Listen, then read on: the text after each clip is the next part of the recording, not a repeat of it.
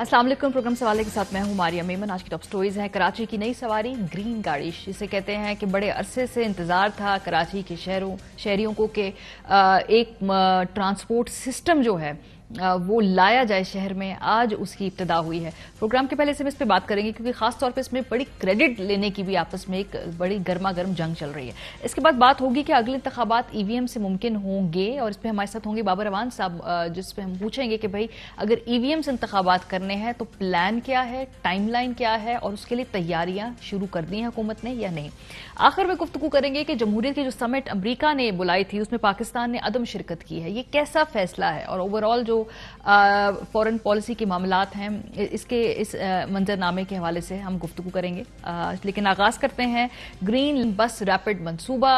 कुफर टूटा खुदा खुदा करके ये मंसूबा आज इसकी बाकायदा लॉन्च कर दी गई। वजीर आजम पाकिस्तान कराची गए, लेकिन इस मंसूबे के इफ्तिताह से पहले जो एक क्रेडिट की जंग थी वो हमने देखा बड़ी गर्म रही पीएमएलएन के दरमियान और पीटीआई के दरमियान। कल के मनाजर हम आपको दिखाएं कि अलामती इफ्तिताह करने के लिए पीएमएलएन के बाकायदा वहां पे सीनियर लीडरशिप मौजूद थी, वहां पे आपस में लड़ाई हो गई। एहसन इकबाल साहब थोड़ा सा जख्मी भी हो गए हैं। क्या ये एक कोई नई बात है कि ये हुकूमतें पुरानी हुकूमतों के लगाए हुए मंसूबों की इनॉग्रेशन करती हैं? ये पाकिस्तान में क्या पहली मरतबा अपनी नौयत का कोई वाकया है? हरगिज नहीं है, ऐसा हमेशा होता है। अगर हम सीपैक की बात करें तो गुफ्तगू करते हैं, मुशर्रफ साहब का क्रेडिट लेते हैं, फिर पीपल्स पार्टीज की बात करती है, पीएमएलएन इसका क्रेडिट लेती है। सो जब भी कहीं इसकी बुनियाद रखी जाए किसी न किसी ने तो तख्तियां जो हैं उसकी उनकी इनॉग्रेशन करनी होती है। लेकिन बहरहाल जरा जल्दी से जायजा लेते हैं ग्रीन लाइन बस रैपिड ट्रांसपोर्ट जो है इसकी हिस्ट्री क्या है, कब इसकी बुनियाद रखी गई, 2014 से 2021 तक जो इसका सफर है वो क्या रहा। ग्रीन लाइन बस रैपिड ट्रांसिट मंसूबे का ऐलान मुस्लिम लीग नवाज की वफाकी हुकूमत ने जुलाई 2014 में किया। सो ये बात कि ये इसको इनिशिएट करना, ये पीएमएलएन की क्रेडिट में बात जाती है। 26 फरवरी 2016 को उसके वक्त के वजीर आजम नवाज शरीफ साहब ने इसका संगे बुनियाद रखा, यानी 2 साल के बाद तकरीबन जो है इसकी संगे बुनियाद रखा जा रहा है, जबकि 2014 में ये मंसूबा अनाउंस किया जाता है। 2015 से 16 के बजट में इस मंसूबे के लिए 16 अरब रुपए मुख्तस किए गए थे। जून 2018 में मंसूबे के पहले फेज सुरजानी ता गुरु मंदिर इंफ्रास्ट्रक्चर की तामीर मुकम्मल की गई थी। तो जून 2018 में जो फर्स्ट फेज है इसकी तामीर हम देखते हैं कि वो मुकम्मल हो चुकी है। अच्छा, इंफ्रास्ट्रक्चर की तकमील के बावजूद बसें कराची नहीं पहुंच सकी थी और मजीद 6 माह का वक्त दिया गया था। सितंबर 2021 में 40 बसों की पहली खेप कराची पहुंची है। इसमें जो लेटेस्ट इसमें अपडेट है वो ये है, अक्टूबर 2021 में 40 बसों की दूसरी खेप भी कराची पहुंच गई है। 9 दिसंबर 2021 को मुस्लिम लीग नवाज ने ग्रीन लाइन बस मंसूबे के खालिक होने का दावा करते हुए इसका अलामती इफ्तिताह कर दिया था। 10 दिसंबर 2021 को वजीर आजम इमरान खान ने मंसूबे का आजमाइशी इफ्तिताह कर दिया है। 25 दिसंबर 2021 को ग्रीन लाइन बस सर्विस अवाम के लिए खोल दी जाएगी। सो मंसूबों के ये तसलसल हुआ करते हैं, ये पहली मरतबा ऐसा नहीं है। हाँ, अलबत्ता इस पूरे सिनेरियो से अगर हमने किसी को मिसिंग देखा तो वो पाकिस्तान पीपल्स पार्टी थी, जिन्होंने इस तकरीब में शिरकत नहीं की है। वो तनकीद कर रहे हैं, वो बल्कि कह रहे हैं कि पीएमएलएन का ये मंसूबा है जिसको पीटीआई इनॉग्रेट करे, लेकिन वो ये नहीं बता रहे कि पीपल्स पार्टी ने इस दौरान क्या किया ट्रांसपोर्ट के हवाले से शहर में। इसका ओवरऑल जायजा लेते हैं कि भाई इस ट्रांसपोर्ट के निजाम के ऊपर कब कब किस किस ने क्यों सियासत की और आगे फ्यूचर में भी अभी भी सियासत होगी। अरबाब चांडी हमारे नुमाइंदे हमारे साथ मौजूद है, बहुत शुक्रिया अरबाब साहब। सुबह से हम देख रहे हैं आप ये कवरेज कर रहे हैं, बल्कि आप सईद गनी साहब से गुफ्तगू भी कर रहे थे और आपने वहां से सवाल पूछा भी उनसे कि चले ये तो मंसूबा पीएमएलएन का था, पीटीआई का था, जो भी था वो आपस में तय कर लेंगे। पीपल्स पार्टी ने क्या किया है इस दौरान ट्रांसपोर्ट के हवाले से? जी बिल्कुल मारिया, आपका शुक्रिया। आपका जो ये सवाल है बिल्कुल इंतहाई अहम है, और आज हम पाकिस्तान पीपल्स पार्टी के वज़रा से, जिनमें सईद गनी साहब है, जिनमें नासिर शाह साहब है, इनसे हम ये पूछते रहे कि चलो उन्होंने जैसा तैसा करके इफ्तिताह कर दिया, आपने को क्यों नहीं इस तरह का मंसूबा बनाया या इफ्तिताह नहीं किया। तो नासिर शाह ने तो कहा कि ये हमारी कोताही थी, बिल्कुल ये हमारी कोताही है कि हम इस तरह के बस मंसूबे नहीं ला सके जिससे हम जो है वो बसें चलाए। और दूसरी बात ये कि सईद गनी ने भी जो है वो कहा कि हम जल्द जो है वो रेड लाइन और दीगर मंसूबे लाएंगे। अब आज में इत्तेफाक से जब ये ग्रीन लाइन का इफ्तिताह हो रहा था तो मैं ऑरेंज लाइन की साइड पे चला गया, जो कि पौने तकरीबन 4 किलोमीटर के करीब करीब है, और उसमें तो कोई 1.25 अरब रुपया खर्चा है सिंध हुकूमत का। ये सिंध हुकूमत का मंसूबा है। अच्छा। लेकिन वहां पर बनारस ब्रिज जो है वो इस मंसूबे के बीच में है, और बनारस पुल के इस तरफ भी बनाए, बनारस पुल के उस तरफ भी बनाए, लेकिन पुल जो है वो इतनी बड़ी साइंस बन गई है कि ना पुल के बीच से रास्ता जा रहा है ना आ रहा है। बिल्कुल एक अगर मुख्तसर सी बात में मैं आपको बता दूं कि जिस तरह कराची के लोग पानी की प्यासे हैं ना, इस तरह आप यकीन जाने कराची के लोगों की आंखें तरस गई हैं कि कब यहाँ कोई ऐसी ट्रांसपोर्ट हो जिसको देखकर आंखें दिल बहार हो जाए, बैठकर सुख का सांस लिया जाए। प्यासे हैं लोग। हाँ, लेकिन चांडी साहब थोड़ा सा इसका बैकग्राउंड भी बताइए, क्योंकि ये क्रेडिट की जंग है ना। आप देख रहे हैं पीएमएलएन कल इफ्तिताह करने पहुंच गई, पीटीआई कहती है कोई काम नहीं हुआ। अभी मैंने ये टाइमलाइन पूरी बताई है, 2014 में इसका जो है ऐलान किया जाता है, 2016 में फिर इसका संगे बुनियाद रखा गया। सो ये जो काम है डेफिनेटली इसमें कहीं ना कहीं हम देख रहे हैं कि देर तो हुई है इसको कंस्ट्रक्ट होने में, इसको फाल करने में। किसकी जरा ज्यादा इसमें कोताही नजर आती है? क्या पीएमएलएन इसको सही तरीके से फॉलो अप नहीं कर सकी, या पीटीआई के दौर के अंदर हमने देखा कि कुछ कोताही हुई? जरा इसको ये जरा हमारे लिए क्लियर करें। मेरे ख्याल में अगर जान की अमान पाए पीटीआई वाले नाराज ना हो, क्योंकि नून लीग की तो हुकूमत ही खत्म हो गई ना। अब उनको क्या कहे, वो कहते कि हमारी हुकूमत होती तो हम जो है ये कर लेते। पहली कोताही नून लीग की है, उन्होंने दावा किया था कि 1 साल में कर लेंगे। 16 से 17 तक तो थे ना, वो थे ना जी, तो वो 1 साल में क्यों नहीं मुकम्मल कर पाए? उसके बाद फिर 3.5 या लगभग 3.25 साल पीटीआई को मिले। उन्होंने ये कहा कि जी हमने भला 3.25 साल में कर तो दिया, हालांकि ये मंसूबा अभी तक मुकम्मल नहीं है। मैं किसी मौके पे आपको साइट पे लेके जाऊंगा, अभी तक काम चल रहा है इस पे। और तीसरी कोताही अगर कही जाए कि आज मिफ्ता इस्माइल ने कहा है हमने तो सड़क बना दी, बसें तो जो है वो लाना पीपल्स पार्टी की सिंध हुकूमत का काम था। तो तीसरी कोताही यहाँ भी है। कोई ये नहीं कह सकता कि हमारी कोताही नहीं है। ये बात कराची के अवाम के काबिल कबूल नहीं है। ये कोताही तीनों से हुई है। पहले वालों ने दावा किया 1 साल का, नहीं हुआ। दूसरे वालों ने दावा किया कि हम बस 20 में इसको शुरू कर देंगे, नहीं किया। 21 में माशाल्लाह आखिर में किया, कल 21 जाने वाला है, 22 आने वाला है। सही बात उसके बाद फिर जब पीपल्स पार्टी को बसें लानी थी तो ला लेते, क्या हुआ। लेकिन बड़ी बात ये कि आज वाली वजीर आजम ने एक और बात कर दी है, अल्लाह करे कि वो बात पूरी हो कि 2023 में K4 मंसूबा बन जाएगा। जी, उसमें उन्होंने कहा है कि उन्होंने कहा है कि इसकी मैं खुद निगरानी करूंगा, उस पर भी बात करेंगे। लेकिन अभी बताइए कि इस वक्त ये 25 तारीख से फाल हो जानी है, क्या पॉसिबिलिटीज हैं? आपको लगता है कि ये इस वक्त इस सूरत हाल में इसको लोग भरपूर तरीके से अवेल कर सकेंगे, ये भरपूर तरीके से फाल होगी, या इसमें भी कुछ और रुकावटें हैं जो ऑब्वियसली इसके लॉन्च में वो सारी इस वक्त नजरअंदाज हो रही हैं? बिल्कुल इसमें नजरअंदाज हो रही। सबसे बड़ा सवाल जो ये है कि मैं आपको एक बताऊं कि मुस्तफा कमाल के दौर से लेकर इस वक्त के पीपल्स पार्टी के दौर से लेकर लगभग इतनी बसें KMC, city government, Pakistan peoples party की हुकूमत ला चुकी हैं, लेकिन वो सब की सब इस वक्त वर्कशॉप की नजर है, कबाड़ खानों में पड़ी हुई है। और जो बसें इन्होंने नीलाम की थी वो प्राइवेट तौर पर ऐसी शहर में दौड़ रही हैं, आप कहेंगे ये वही सरकारी बसें हैं जो इन्होंने नीलाम की हुई है। लेकिन जब वो सरकार में होती है तो पहले 4 दिन सरकार बड़ा अच्छे तरीके से चलाती है, फिर टायर निकल जाते हैं, फिर बत्ती निकल जाती है, फिर शीशा निकल जाता है, आखिर में ड्राइवर निकल जाता है, और बाद में पता चलता है कि ये तो ठेकेदार के हवाले कर दी। ठेकेदार सारा सामान लेकर ढांचा छोड़ के सलाम अलैकुम करके चला जाता है। अच्छा। तो ये खदशा है कि सिंध हुकूमत ने तो हाथ ऊपर कर दिए कि जी साडा की बसें तुसी लाए हो तो हुणे रन भी तुसी करो। तो अब इनको मेंटेन कौन करेगा? मेंटेनेंस बहुत बड़ा मसला है। कराची में जितने भी बसें चली हैं सरकारी, उनमें मेंटेनेंस बहुत बड़ा मसला है। इस वक्त नहीं है, वरना हम वो फुटेज दिखा सके। बहुत शुक्रिया चांडियो साहब हमारे साथ मौजूद। उन्होंने बता दिया किस तरह शेमलेसली सियासत की जा रही है इस इशू के ऊपर। क्रेडिट की जो ये पूरी एक जंग है, उसमें जो रुल रहे हैं ना, वो तो कराची के अवाम ही है। اور ابھی تک بھی اس کے بھرپور طریقے سے فعال ہونے کے جو چانسز ہیں اس میں بہت سارے ایسے عوامل جو نظر انداز ہو رہے ہیں، اور پھر جو مینٹیننس کرنی ہے وہ تو صوبائی حکومت نے جس طرح سے کرنی ہے، اس پہ بھی بات کر رہے تھے. بریک پہ جائیں گے، واپس آئیں گے، الیکٹرانک ووٹنگ مشین کے حوالے سے گفتگو کریں گے. کیا پلان ہے حکومت کا؟ بریک کے بعد بابر اعوان صاحب ہمارے ساتھ ہوں گے، آپ بھی ہمارے ساتھ رہیے.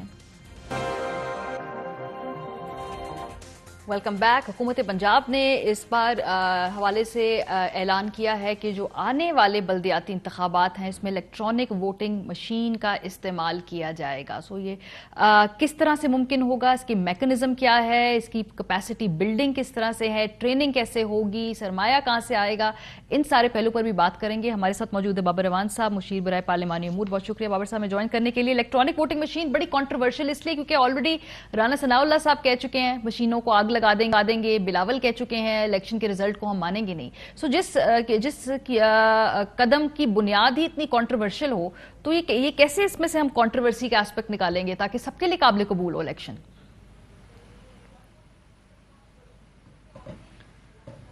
بسم اللہ الرحمن الرحیم. سب سے پہلے تو یہ کہ میں کراچی کے لوگوں کو آج مبارکباد دینا چاہتا ہوں، اس لیے کہ 71 سال تک وہاں ٹرانسپورٹ کو اور سڑکوں کو خراب کیا گیا، اور جو عمران خان کے 71 سالوں کے مقابلے میں 3 سال ہیں، ان میں اللہ تعالیٰ کی مہربانی سے آج ایک اسٹیٹ آف دی آرٹ منصوبہ اس کا افتتاح ہوا ہے، جو اسی مہینے کی 25 تاریخ تک وہ چلنا شروع ہو جائے گا. یہ ٹیسٹ رن آج ہوا ہے. ایک دوسرا یہ تھا کہ جو کراچی میں اس وقت گورنمنٹ ہے سندھ کے اندر، اس کو 14 سال ہو گئے مسلسل. 14 سال میں وہ 14 ویگنیں دے دیتے، 14 سال میں وہ 4 ویگنیں دے دیتے، کوئی 1 ویگن دے دیتے کہ کراچی کو تو لوگ سمجھتے کہ وہ سیریس ہیں. تو اس وقت کوئی جو عمران خان جو کام کرتے ہیں، آپ کو معلوم ہے کہ اتنا بڑا 2 سال کے اندر ہم نے احساس پروگرام کے ذریعے سے باقی جو کچھ بھی لوگوں کے گھروں میں بھیجا گیا وہ ان کے اپنے پیسے تھے، وہاں ہماری کبھی فوٹو بھی نہیں لگی کسی کی.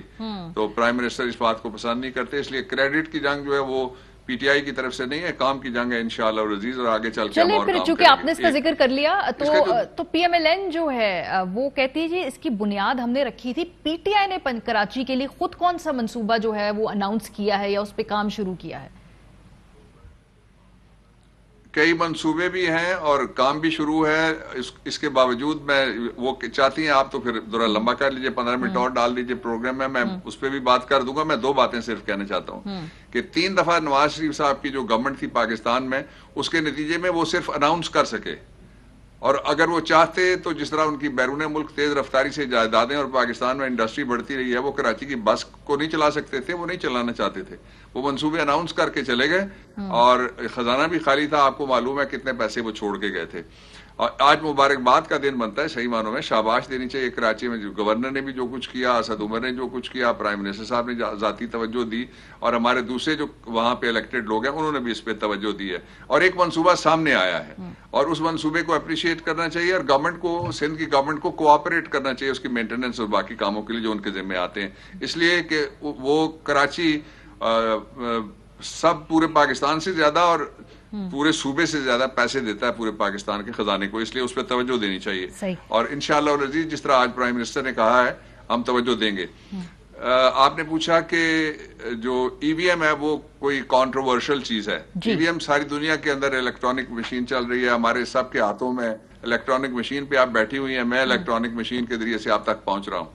اس لیے اب تو قانون بن گیا ہے، اور جو قانون ہے وہ دونوں ایوانوں کی جوائنٹ سیشن نے اکثریت کے ساتھ پاس کر دیا ہے. اب الیکشن کمیشن آف پاکستان نے اس بارے میں 3 کام کر رہے ہیں. ایک یہ ہے کہ انہوں نے ٹائم لائن، ہم نے اپنی طرف سے گورنمنٹ کوئی ڈکٹیٹ نہیں کرنا چاہتی، لیکن میری منسٹری چونکہ ان کو ڈیل کرتی ہے گورنمنٹ کے ساتھ اور الیکشن کمیشن کے ساتھ، اس لیے انہوں نے لکھی تھی اپنی ضروریات ہمیں. وہ میں نے جو پچھلی میٹنگ تھی کیبنٹ کی، پچھلی سے پچھلی، اس میں میں نے رکھی تھی گورنمنٹ کے سامنے، اور گورنمنٹ اس پہ کام کر رہی ہے. جو پیسے ان کو چاہیے ہوں گے وہ گورنمنٹ لازماً دے گی. اور جو آپ نے کہا کہ کوئی اس کو آگ لگا دے گا، تو آگ تو کوئی نہیں لگا سکتا، جو آگ لگائے گا اس کے خلاف مقدمہ ہو جائے گا. یہ وہ غلط بات ہے، یہ ایسی زبان استعمال نہیں کرنی چاہیے تھی، آئی ایگری. لیکن میں جو بات کہہ رہی ہوں کہ اس کے اوپر اختلاف ہے. پاکستان کے جو معروضی حالات ہیں اس کے اندر جو لوگ کہتے ہیں الیکٹرانک ووٹنگ مشین کو امپلیمنٹ کرنا 2023 کے انتخابات سے پہلے نہ کیپیسٹی ہے، نہ ٹریننگ ہے، اور بہت سارے اس میں اسٹرکچرل ایشوز آئیں گے. اس کو کیسے ایڈریس کر رہے ہیں آپ لوگ؟ دیکھیں یہ تو ایک جنرل کامنٹ ہے جو کسی بات پہ بھی کیا جا سکتا ہے. کون سا کام ہے پاکستان میں جس پہ اپوزیشن اعتراض نہیں کرتی اور کون سا کام ہے جس کے لیے وہ کوئی آلٹرنیٹ دیتے ہیں. مثال کے طور پہ فیٹپ پہ انہوں نے اعتراض کیا, ووٹ نہیں دیا, آلٹرنیٹ نہیں دے سکے. اسی طریقے سے جو پاکستان کے عام انتخابات ہوتے ہیں جس میں پرنٹڈ ووٹ ہوتا ہے, اس کے ذریعے جو الیکشن جتنے بھی ہوئے ہیں میرے خیال میں 27 سے 28 ارب روپے ان پہ خرچ ہوتے ہیں. اس پہ ون ٹائم بائنگ ہونی ہے اور ون ٹائم بائنگ ہونے کے بعد یہ مشین پھر موجود رہے گی اور یہ کوئی پرچی والی ووٹ کی طرح سے ضائع ہونے والی چیز نہیں ہے. اس لیے ایک پہلو اس کا یہ ہو گیا. اس کا دوسرا پہلو یہ ہو گیا کہ پاکستان کے الیکشن میں اعتراضات دو باتوں پہ ہوتے ہیں. ایک تو یہ الیکشن چوری ہو گیا ہے, 71 سال میں لوگ چوری کا دعویٰ کرتے رہے. 3 سال میں عمران خان نے جس طرح وہ کرکٹ میں لے کے آئے تھے نیوٹرل امپائرز, انہوں نے ایک نیوٹرل راستہ قوم کے سامنے رکھا ہے.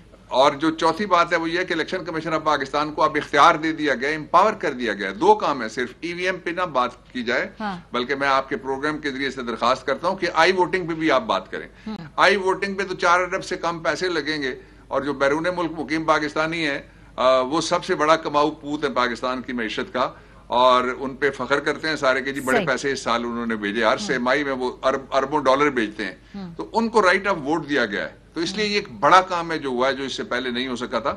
تو جو آگے بڑھنے کا راستہ ہے وہ الیکشن کمیشن آف پاکستان اب ریگولیٹر ہے, قانون بن گیا ہے اور قانون میں لکھا ہوا ہے کہ اگلا جنرل الیکشن جو ہے وہ ان مشینوں کے ذریعے سے ہوتا ہے. اسپیسیفکس پہ آ جاتے ہیں کیونکہ الیکشن کمیشن نے کل اسلام آباد کے بلدیاتی انتخابات کے لیے وزارت سائنس اینڈ ٹیکنالوجی کو 3900 الیکٹرانک ووٹنگ مشینز فراہم کرنے کے لیے خط لکھا ہے. ٹیکنیکلٹیز اور میکینکس پہ آ جاتے ہیں نا, ٹریننگ, سیکیورٹی میکنزم اور ٹیسٹنگ پر سپورٹ بھی طلب کر لی ہے. سو یہ ہم نے آئیڈینٹیفائی کر لیا ہے حکومت نے کہ اگر ہمیں خط لکھا جائے گا تو ہم نے کہاں سے یہ وینڈر سے کس سے ہم نے رابطہ کرنا ہے, یہ مشینیں کہاں سے آئیں گی, کیسے آئیں گی, کتنی دیر میں آ جائیں گی, ٹائم لائن کیا ہے, ہم نے یہ چیزیں نیرو ڈاؤن کر لی ہیں. جی الیکشن کمیشن آف پاکستان کو اختیار دیا گیا ہے. حکومت نے کوئی مشین نہیں خریدنی اور حکومت نے ایک پروٹوٹائپ یعنی نمونہ بنایا تھا جو حکومت نے لوگوں کو بتانے کے لیے کہ مشین ہوتی کیا ہے, جو الیکٹرانک مشین ہے وہ کس طرح کی ہوتی ہے. اس سے پہلے 2 test run election commission of Pakistan کر چکا ہے جس کے لیے انہوں نے, میری اطلاع یہ ہے کہ 200 کے قریب مشینیں پہلے سے خریدی ہوئی تھیں. خط میری منسٹری کو کوئی نہیں ہے, کسی اور منسٹری کو گیا ہو تو میرے علم میں نہیں ہے. ہاں سو یہ الیکشن پارلیمنٹری افیئرز کو کوئی لیٹر نہیں آیا, فی الحال نہیں آیا, لیکن بہرحال انہوں نے یہ لکھا ہے حکومت کو کہ بھئی ہمیں اس کے بارے میں سپورٹ چاہیے. That's why I was asking کہ بھئی چونکہ خواہش حکومت کی ہے, اچھی بات ہے, آپ نے قانون سازی بھی کر لی, اس کو اگر پائے تکمیل تک پہنچانا تو الیکشن کمیشن حکومت کے ساتھ ساتھ اس میں وہ ہوگا, ایک کوآپریشن ہوگی. اپوزیشن اس قانون سازی کو عدالت میں چیلنج کر سکتی ہے. اپوزیشن جائے, ابھی تک تو انہوں نے, اب پریزیڈنٹ نے بھی اسینڈ کر دیا ہے, اس کو چیلنج کر دینا چاہیے تھا. وہ کہتے تھے ہم چیلنج کرنے جا رہے ہیں. اس کے اوپر 2 ججمنٹس ہیں ماریا, میں بتا دیتا ہوں آپ کے ذریعے سے سننے والوں کو. پہلی ججمنٹ جو 18th کانسٹیٹیوشنل امینڈمنٹ میں تھا, میں لا منسٹر تھا, چیلنج ہوئی تھی, لیکن سپریم کورٹ آف پاکستان نے اس کو سیٹ اسائڈ نہیں کیا, کہا واپس جاؤ پارلیمنٹ میں. وہ 50 سے زیادہ پٹیشن تھی اس وقت. پھر جو فیٹف کی جتنی لیجسلیشن تھی مسلم لیگ نون نے وہ ساری چیلنج کی تھی. ان کے ایک ایم این اے جو ایم او ایس بھی رہے ہیں ان کی, نواز شریف کی تیسری گورنمنٹ میں, وکیل صاحب ہیں ہمارے دوست, انہوں نے چیلنج کی تھی. ان کو بھی اسلام آباد ہائی کورٹ کے چیف جسٹس صاحب نے یہی کہا کہ آپ واپس جائیں اور آپ پارلیمنٹ میں جائیں. تو ہم ایک کمیٹی کا اجلاس کر رہے تھے, پارلیمنٹری کمیٹی تھی ساری پارٹیوں کی اور گورنمنٹ بھی تھی اس میں, تو وہ اس میں آ گئے اور وہ کہنے لگے, بلکہ دوستوں نے ان سے مذاق بھی کیا کہ آپ پارلیمنٹ کو طاقتور بنانے کے لیے عدالت سے ہو کے آئے ہیں, آپ پہلے ہی آ جاتے, جو بتانا چاہتے تھے آپ ہمیں بتا دیں. تو اس لیے آئی ڈونٹ تھنک کہ کسی قانون کو اس طرح سے, جب تک وہ بنیادی حقوق سے متصادم نہ ہو, اس کو کوئی عدالت ڈکلیئر نہیں کر سکتی کہ یہ قانون غیر قانونی طور پہ بنا ہے یا غیر آئینی ہے. یہ جو پنجاب کے اندر آپ کی اتحادیاں آن ریکارڈ ہیں, جو بلدیاتی انتخاب میں اگر آپ استعمال کرنے لگے ہیں یہ مشین ہے, تو اس کے اوپر ان کے تحفظات ہیں, تو اپنے اتحادیوں کو آپ لوگوں نے مطمئن کر لیا ہے, کاف لیگ آن بورڈ ہے؟ کیونکہ پہلے وہ بڑا کلیئرلی کہہ چکے ہیں, on record on tele vision پہ آ کے کہہ چکے ہیں کہ بھئی ہم اس سے ابھی ہمارے شک و شبہات ہیں, ہمارے تحفظات ہیں اس پہ. ماریا اتحادی ہیں تو حکومت ہے نا.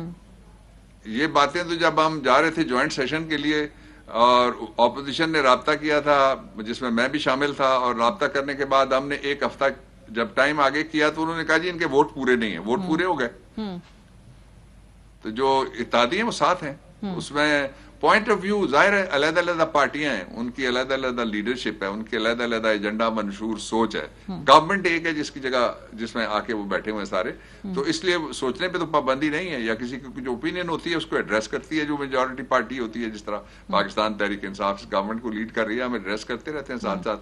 اور جو پنجاب کی گورنمنٹ ہے وہ بڑی پرویکٹیولی اتحادیوں میں اگر کوئی سوال پیدا ہوتا ہے تو فوری طور پہ اس کو اس طرف دیکھتی ہے, اور عمران خان بھی دیکھتے ہیں, مرکزی حکومت بھی دیکھتی ہے, وفاقی. ٹریننگ بھی ہونی ہے, پھر اس کے علاوہ سیکیورٹی میکنزم بھی ہوگا, ٹیسٹنگ بھی ہوگی, یہ تمام کام ہوں گے, تو وفاقی حکومت کیا اس پہ کس طرح سے فیسیلیٹیٹ کرے گی؟ آبویسلی الیکشن کمیشن کا ایک بڑا فعال اور وائبرنٹ اس میں کردار ہوگا, لیکن یہ وفاق کے اشتراک سے ہی ہوگا اگر یہ الیکشن کرنا پڑے گا, تو اس میں ٹریننگ آپ کا خیال ہے وقت سے پہلے ہو جائے گی؟ مشینوں کی امپلیمنٹیشن پہ جو لوگ ہیں ان کو میرا خیال ہے کہ یہ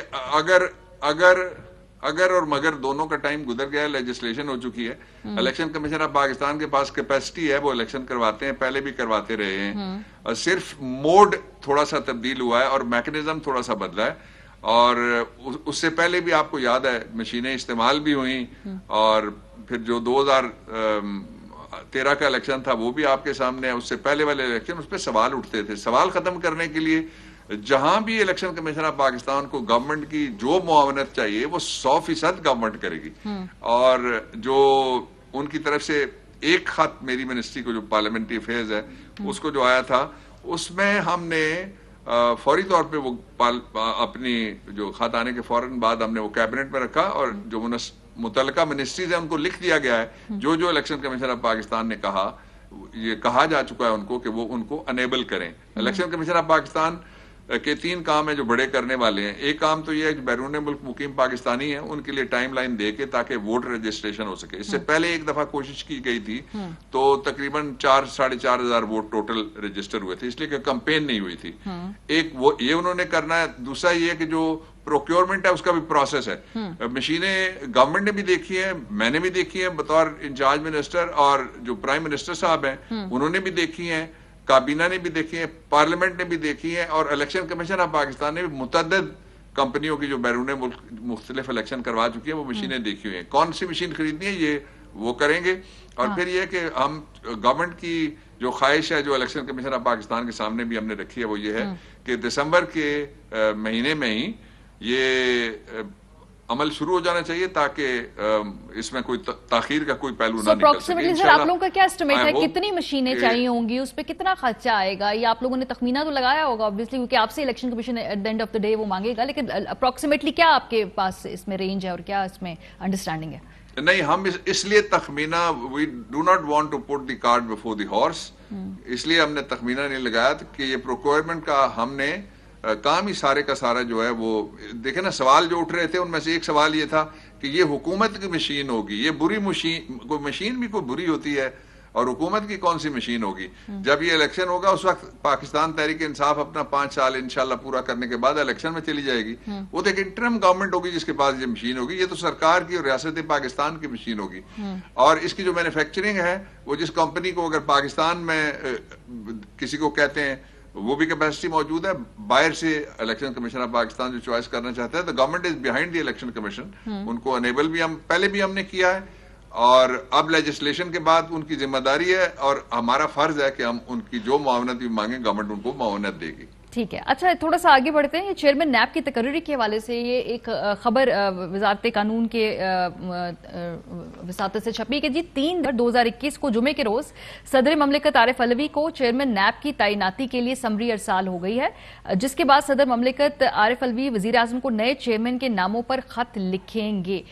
یہ جو پروسیس ہے اس حوالے سے یہ جو سمری ارسال ہونے کی تردید یا کوئی تصدیق یا یہ جو پروسیس ہے ابھی کہاں تک پہنچا ہے؟ یہ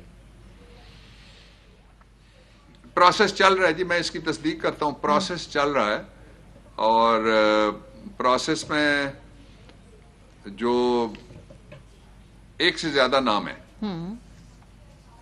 ٹھیک ہے. اور جو موجودہ اس وقت چیئرمین نیب ہے ان کا نام بھی ان ناموں کی فہرست میں ہے یا نہیں ہوگا؟ اب میں نام اسپیسیفک نہیں کر سکتا, لیکن وہ بھی کنسیڈر ہو سکتے ہیں اور نئے نام بھی ہیں. ٹھیک ہے, اور یہ آپ لوگوں کے لیے ذہن میں کیا ٹائم لائن ہے کہ کب تک آپ لوگ یہ نام فائنل کر کے اس کے حوالے سے پھر مشاورت شروع کر دیں گے؟ تو وہ کوئی حکومت نے اپنے لیے ٹائم لائن, اپنے لیے کوئی ڈیڈ لائن رکھی ہے؟ مشاورت کا عمل شروع ہے, وہ کوئی تاخیر نہیں ہونی چاہیے. آئی ڈونٹ تھنک سو کہ اس میں کوئی لمبی تاخیر کا کوئی پہلو نکلے گا, اس لیے کہ یہ سب سے اہم ادارہ ہے اس اعتبار سے کہ واچ ڈاگ ہے پاکستان کے خزانے کا, تو اس کا جو ہیڈ ہے اس کو, ادارے کو ہیڈ لیس نہیں چھوڑا جا سکتا.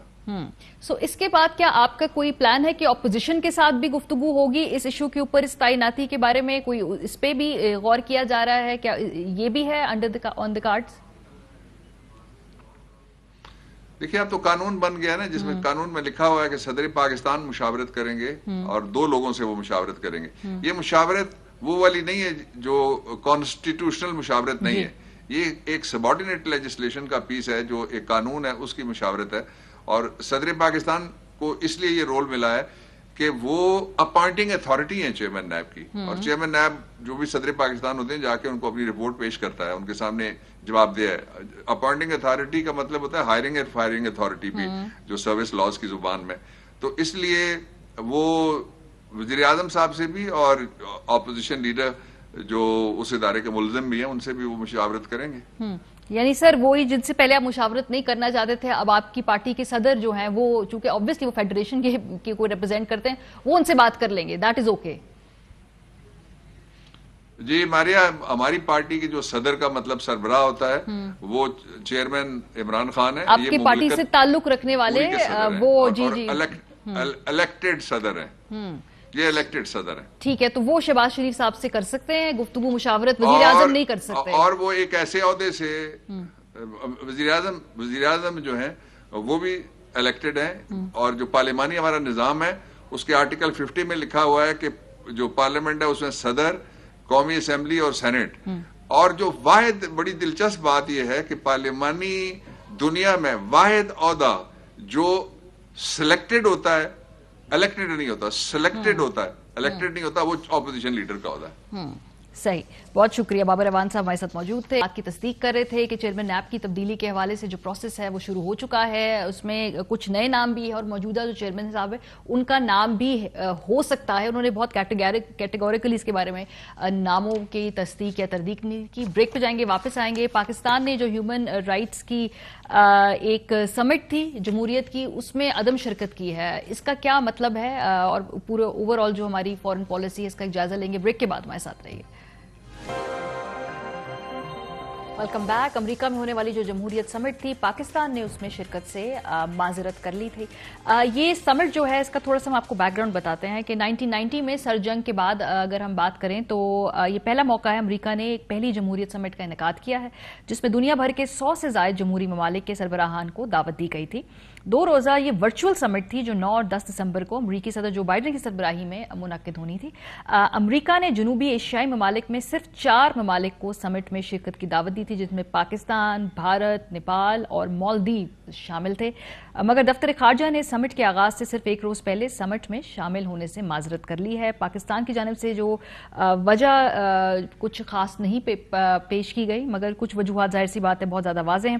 امریکی صدر جو بائیڈن نے اس موقع پہ اگر ان کا بیان دیکھے کہا کہ عالمی آزادی کو آٹوکریٹس کی بڑھتی طاقت, برآمدات میں اثر و رسوخ اور جبر کے جواز پیش کرنے کے خطرات لاحق ہیں, اور امریکہ نے روس اور بالخصوص چین کے بڑھتے اثر و رسوخ روکنے کے لیے 100 سے زائد جمہوری ممالک کو دعوت دی تھی. جو کچھ لوگ یہ بھی سمجھتے ہیں کہ بھئی نئی صف بندیاں ہو رہی ہیں, نئے بلاکس شاید بن رہے ہیں.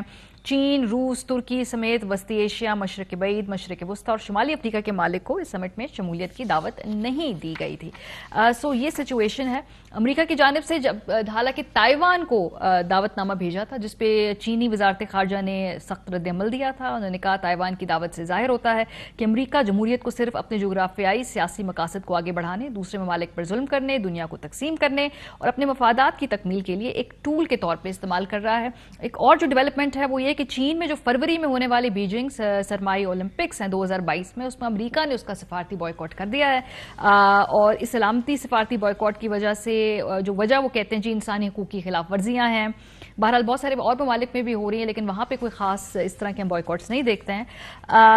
और इसके बाद बरतानिया, ऑस्ट्रेलिया, कनाडा, इन्होंने भी सफारती बॉयकॉट कर दिया बीजिंग जो सरमाई ओलंपिक्स हैं उनका। फ्रांस ने अलबत्ता नहीं किया, उनका कहना है कि इस किस्म का बॉयकॉट गैर अहम है और ना ही फ्रांस का बॉयकॉट का कोई इरादा। सवाल ये कि जी ये जो नई सर्द जंग है, नई ब्लॉक्स है, दुनिया की नई सफबंदियां हैं, ये क्या है, हमें बताएंगे एजाज अहमद चौधरी साहब। बहुत शुक्रिया सर हमें ज्वाइन करने के लिए। ये जरा सर समझा दीजिए हमें इस वक्त क्या मंजरनामा जो है नया ये तश्कील पा रहा है। बड़ी ही तेजी से डेवलपमेंट्स हो रही हैं। अगर हम बात करें दुनिया भर में जो ये सफबंदियां हैं, ये जो ब्लॉक्स हैं, इसके अंदर नई अलाइनमेंट्स हो रही हैं इस वक्त। जी, इसमें तो कोई शक नहीं रह गया कि अमेरिका इस वक्त चीन के साथ एक मुसाबके में बड़ी तेजी से दाखिल हो गया है और चीन तो नहीं चाहता इस वक्त के इतनी तेजी से ये मामला आगे बढ़े, क्योंकि उनका ख्याल है कि उनको भी और कुछ वक्त चाहिए जिसमें वो एक सुपर पावर बने।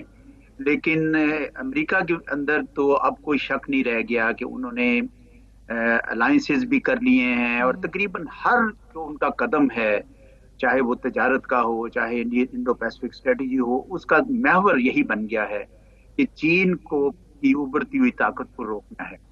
तो इस सिलसिले में उन्होंने तकरीबन हर किस्म की, अभी देखें अब आपने समिट का इससे हालांकि कोई ताल्लुक नहीं था समिट का, लेकिन अमेरिका की सियासत पे आप देखें जितने भी कॉलम्स आए हैं सब ये कह रहे हैं कि ये पॉलिटिक्स है, वैल्यूज की बात नहीं है, यानी सियासत है, अकदार की बात नहीं हो रही। तो अगर सियासत ही है तो फिर पाकिस्तान ऐसी सियासत में क्यों दाखिल हो जिसका मकसद ये है कि चीन को तनहा करना है। और भी बहुत सारे ऐसे पाकिस्तान के दोस्त ममालिक हैं जिनको शामिल नहीं किया गया है। तो मेरे ख्याल में पाकिस्तान ने एक दुरुस्त फैसला किया है, आजादाना फैसला किया है, और वो तनकीद बिला जवाज है कि चीन के दबाव में किया है, बिल्कुल नहीं। मेरे लेकिन एजाज साहब ये आसान फैसला है पाकिस्तान के लिए, क्योंकि हम हमेशा से ही दोनों कैंप्स को मैनेज करना और बैलेंस करना, और पाकिस्तान ये बड़ी हमारी तगोदो रही है इस हवाले से। ये आसान फैसला है और क्या इसके कोई रिपरकशंस होंगे? नहीं जी, क्यों रिपरकशंस होंगे? देखिए आप अगर तो डर डर के रहना है तो फिर तो ठीक नहीं होगा। मैं समझता हूं कि आप असूलों पे मबनी अपनी खारजा पॉलिसी रखें, सेल्फ रिस्पेक्ट भी उसमें शामिल है। पाकिस्तान ने ये तमाम हालात देखते हुए, देखिए एक तो हमें वो पार्टली डेमोक्रेटिक कहते हैं, पूरी तरह मानते नहीं। दूसरी तरफ वो मुल्क जिसे हिंदुस्तान की तरफ मैं इशारा कर रहा हूं, जिसको फ्रीडम हाउस वाले भी कह चुके हैं कि ये पार्टली फ्री है, जिसके अंदर एक स्वीडन का एक थिंक टैंक उनको कहता है कि ये एक आमरीयत है, एक किस्म की इलेक्टोरल ऑटोक्रेसी, इंतखाबी आमरीयत है। तो why should we go and रब our shoulders with that kind of country जिसने हर किस्म का जुल्म सितम रवा रखा हुआ है, और उनके तो तमाम जुल्म सितम के ऊपर अमेरिका को कोई एतराज नहीं है। तो इसलिए ये जो डबल स्टैंडर्ड्स पे मबनी है, हाँ ये जरूर है कि अमेरिका के साथ हम ताल्लुकात खराब नहीं करना चाहते। तो इससे खराब तो नहीं होंगे क्योंकि बड़ी क्लियर पोजीशन ली है, क्या खराब? नहीं, देखिए प्रेस रिलीज बड़ी क्लियर थी। प्रेस रिलीज में ये कहा था कि अमेरिका से हम इस मौजू पर भी बातचीत कर सकते हैं, लेकिन हम ताल्लुकात अच्छे रखना चाहते हैं। मेरा नहीं ख्याल कि पाकिस्तान ने कोई उनके साथ कोई ऐसा इंदिया दिया है या कोई ऐसा इशारा किया है कि जैसे हम आपसे नाराज हैं या कोई ऐसी वजह है। लेकिन मेरा ख्याल में पाकिस्तान को ये हक है कि किसी भी ऐसी प्रोग्राम में जाए या ना जाए, तो इसमें सो बाइडेन इंतजामिया से उन पे खुद भी बहुत ज्यादा तनकीद हो रही है, और वो कह रहे हैं कि शायद कमजोर तरीन वजीर ये सदर हैं अमेरिका के, अगर हम मौजूदा दौर के अंदर बात करें, उनके अंदर से बहुत ज्यादा क्रिटिकल आवाजें आ रही हैं। सो फॉरेन पॉलिसी फ्रंट पे आप समझ रहे बहुत सारी जगहों पे वो मिस हैंडल कर रहे हैं, खासतौर पे क्या पाकिस्तान के जो ताल्लुकात हैं इस कॉन्टेक्स्ट में? मेरे ख्याल में उनको जरा थोड़ी सी पाकिस्तान की तरफ और अफगानिस्तान की तरफ अपनी नजर और अपनी जो पॉलिसी है उसके ऊपर दोबारा नजर डालनी चाहिए। देखिए इस वक्त वो क्या कर रहे हैं, वो कर ये रहे हैं कि अफगानिस्तान में, इसलिए क्योंकि दाखिली सियासत का दबाव है, तो अफगानिस्तान में वो जो हुकूमत बनी है इस वक्त, अफगान हुकूमत तालिबान की, उसको ये फेल करने पे तुले हुए। اور اس کا نتیجہ کیا نکلے گا؟ یعنی آپ نے بینکس کے کو کوئی اجازت نہیں دے رکھی، وہاں لیکوڈیٹی نہیں ہے، تنخواہیں نہیں مل رہی ہیں، تو الٹیمیٹلی فرض کیا یہ حکومت آپ کامیاب ہو گئے اور آپ نے اس حکومت کو بٹھا دیا، تو کون آئے گا اس کی جگہ؟ تمام دنیا بھر کی دہشت گرد تنظیمیں اپنے دانت تیز کر کے وہاں پہ بیٹھی ہوئی ہیں. تو یہ کس قسم کی حکمت عملی ہو کریں گے کہ وہ آج سے 20 سال پہلے جو آپ نے صورتحال دیکھی تھی اور اس کے لیے آپ آئے تھے افغانستان میں، اب دوبارہ اس کو وہاں پہ لے جائیں گے؟ تو اس وقت میرے خیال میں ایک بہت بڑا ڈائلیما ہے امریکہ میں کہ کیا یہ جو حکومت ہے افغانستان کی موجودہ حکومت ہے، جو ایک سیاسی حقیقت ہے، اس کو کامیاب کریں یا فیل کریں. لیکن اعجاز صاحب طالبان بھی ان کی جو کوئی کام اتنا آسان نہیں بنا رہے. خواتین کے حوالے سے جو ان کے ہیومن رائٹس کا ریکارڈ ہے ابھی تک، اس کے علاوہ وہ انکلوسیو حکومت کی جو بات کرتے ہیں، پاکستان بھی یہ کہتا ہے جی انکلوسیو گورنمنٹ بنائے، اس کے اوپر وہ تیار نہیں ہے. تو وہ کوئی اتنا آسان نہیں بنا رہے اپنا بھی دنیا میں ایکسیپٹنس جو ہے کہ جو وہ چاہ رہے ہیں، ایک ریکگنیشن چاہ رہے ہیں. میں آپ کی بات سے کلی طور پر اتفاق کرتا ہوں، اور میرے خیال میں اسی لیے پاکستان اور خطے کے تمام ممالک نے ابھی تک ان کو ریکگنیشن نہیں کی ہے. ریکگنیشن میں کچھ قانونی پہلو بھی ہیں، کیونکہ 1267 رجیم ابھی تک موجود ہے، سینکشن موجود ہیں، کوئی ان کے ساتھ بینکنگ ٹرانزیکشن نہیں کر سکتا، ٹرانزٹ ٹریڈ نہیں ہو سکتی، سب کچھ معاملے رکے ہوئے ہیں.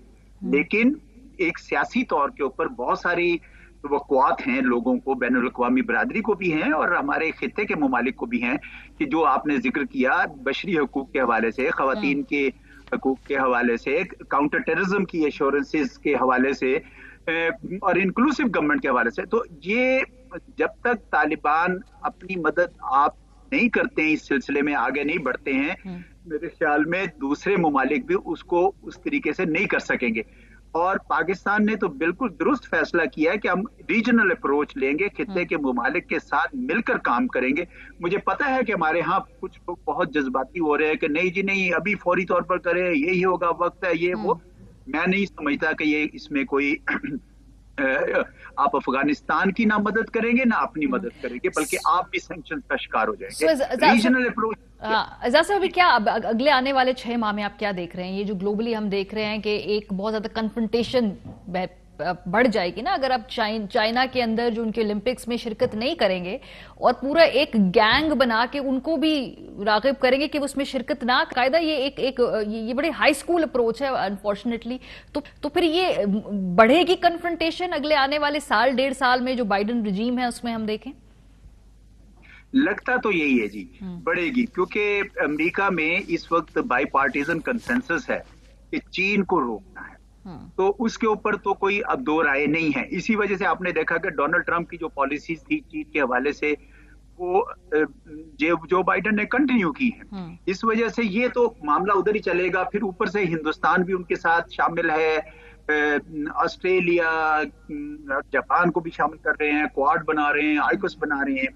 لیکن میں ایک بات آپ کو بتاؤں کہ میرا یہ خیال ہے کہ جلد یا بدیر امریکہ کو اس بات کا احساس ہو جائے گا کہ ان کی یہ پالیسی ہے دھونس کی اور زور کی، اس کی لمٹس ہیں. یہ زیادہ دیر تک یہ نہیں چلے گی، کیونکہ آپ نے دیکھا کہ ہندوستان نے مثال کے طور پر باوجود اس کے کہ وہ امریکہ کے کیمپ میں چلے گئے ہیں، انہوں نے چین کے ساتھ بھی اور روس کے ساتھ بھی، چین کے ساتھ اپنے اقتصادی اور روس کے ساتھ اپنے ملٹری تعلقات قائم رکھے ہوئے. اسی طریقے سے یورپ کے بہت سارے ممالک چین کے ساتھ تعلقات رکھنا چاہتے ہیں، لیکن سپلائی چین میں وہ سارے منسلک ہیں. تو چین کی بھی پالیسی بڑی اچھی ہے کہ انہوں نے کہتے ہیں کہ ہم اقتصادی لحاظ سے آپ کے ساتھ BRI اور دوسرے تیسرے پروجیکٹ کرتے رہیں گے. تو کنفرنٹیشن تو کی طرف امریکہ بنائے گا تو صحیح قدم، لیکن میرا نہیں خیال کہ وہ اس میں بہت زیادہ کامیاب ہوگا. اللہ کرے کہ بلاکس کی نوبت نہ آئے. کل وزیر اعظم صاحب نے بھی کہا کہ یہ بلاکس جو ہے وہ خطرناک ہو سکتے ہیں. میں بھی بالکل اتفاق کرتا ہوں، بلاکس نہیں بننے چاہیے، کیونکہ اس سے پھر پاکستان جیسے ملکوں کے لیے بڑی مشکل، بیلنسنگ ایکٹ مشکل ہو جائے گا. بہت شکریہ. اعجاز چودھری صاحب موجود تھے، وہ بتا رہے تھے جی کہ اس وقت بین الاقوامی سطح پر کیا معاشی اور سفارتی چیلنجز پاکستان کے لیے موجود ہیں. پروگرام کا وقت ختم ہو گیا. فیڈ بیک دینا مت بھولیے گا. خیال رکھیے. خدا حافظ. اہم ترین خبریں اب ایک کلک کی دوری پر.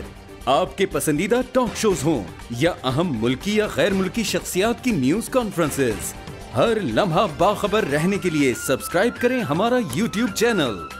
मौसम की सूरत हाल हो या खेल के मैदान से खबरें, अपने मोबाइल फोन से मुल्की और बैनुल-अक़वामी अहम खबरों तक रसाई के लिए डाउनलोड कीजिए मोबाइल ऐप।